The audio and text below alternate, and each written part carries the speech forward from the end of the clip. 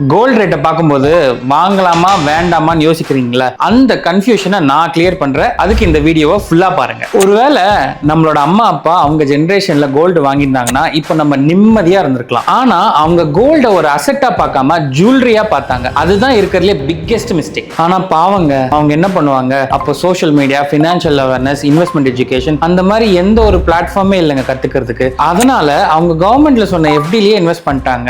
நான் அதை தப்புன்னு சொல்லுங்க, பட் ஆனா அதோட growth வந்து பாத்தீங்கன்னா ரொம்ப லிமிட்டடா இருக்கு. இந்த எஃப்டில வர இன்ட்ரெஸ்ட் வச்சு இன்ஃப்ளேஷன் கூட பீட் பண்ண முடியாதுங்க. அந்த காலத்திலே நம்ம பேரண்ட்ஸ்க்கு கோல்டு இவ்வளவு விலை ஏறுதுன்னு தெரிஞ்சிருந்தா நல்லாவே இன்வெஸ்ட் பண்ணிருப்பாங்க. சோ இப்போ நம்ம என்ன பண்ணலாம்? கோல்டு வாங்காம இருந்தா விலை கம்மி ஆயிடும்னு சொல்லிட்டு வெயிட் பண்ணலாமா, இல்லனா ஸ்மார்ட்டா டிசிஷன் எடுத்து இப்பவே இன்வெஸ்ட் பண்ண ஆரம்பிச்சிடலாமா? எப்பவுமே கோல்ட பொறுத்த வரைக்கும் அது ஒரு இன்வெஸ்ட்மெண்ட்டா தாங்க எல்லாமே பாக்குறாங்க. ஏன்னா ஃபியூச்சர்ல அதுதான் சேஃபஸ்ட் ஆப்ஷன், ஸ்டேபிளா க்ரோ ஆயிட்டு இருக்குங்க. இப்போ நமக்கு எல்லாத்த பத்தியும் தெரிஞ்சுக்கிட்டு நாலேஜை கெயின் பண்ணிக்க நம்மளுக்கு நிறைய சோர்சஸ் இருக்கு. அதே மாதிரி கோல்ட்ல இன்வெஸ்ட் பண்றதுக்கு நிறைய மெத்தட்ஸ் இருக்குங்க. சோ பிளைண்டா வாங்காம எதுல இன்வெஸ்ட் பண்ணா கரெக்டா நம்மளுக்கு ரிட்டர்ன்ஸ் வரும்னு நல்லா தெரிஞ்சுக்கிட்டு இன்வெஸ்ட் பண்ணுங்க. உங்களுக்கு எதுல இன்வெஸ்ட் பண்ணணும்னு தெரியல அப்படின்னா இன்வெஸ்ட்னு கமெண்ட் பண்ணுங்க. நானே உங்களுக்கு பர்சனலா டிஎம் பண்ணி கைட் பண்றேன்.